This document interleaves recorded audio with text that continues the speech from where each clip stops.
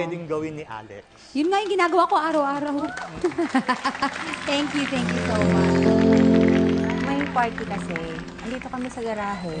Yung daughter ko, si Clay, naglalaro lang siya dito. Tapos, bigla niya nakita yung daddy niya sa labas ng gate. Si Bryce, yung isang kasama ko, siya yung free na nakatayo lang dyan. So, hindi ko naman ina-expect na bigla siyang tatakbo. Ang bilis nung car, parang may biglang may humag sa kanya or kumapit. Basta yung pagkakastop niya, parang buong katawan niya huminto lang basta, gano'n. Kasi nga, niniwala ko sa mga guardian angel dahil baby pa siya nun. Baka pinadala siya para, yun, masave siya. Actually, kaya nga yung name ng mga daughters ko may mga angel. Kasi, for me, angel sila na galing sa taas. Wala pa po siyang 1-year-old noon.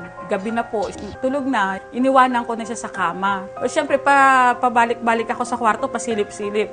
Nung sinilip ko ulit siya, yung kama, nandito na siya, nakahang, pero siya tulog.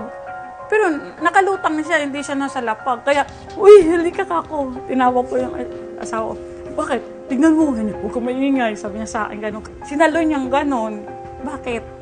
Ano meron at may ganung pangyayari, di ba? Yun nga yung sinasabi na ang bata, may talagang gumagabay, may angel. Totoo nga siguro na may angel kasi lumaki naman yung bata na mabait.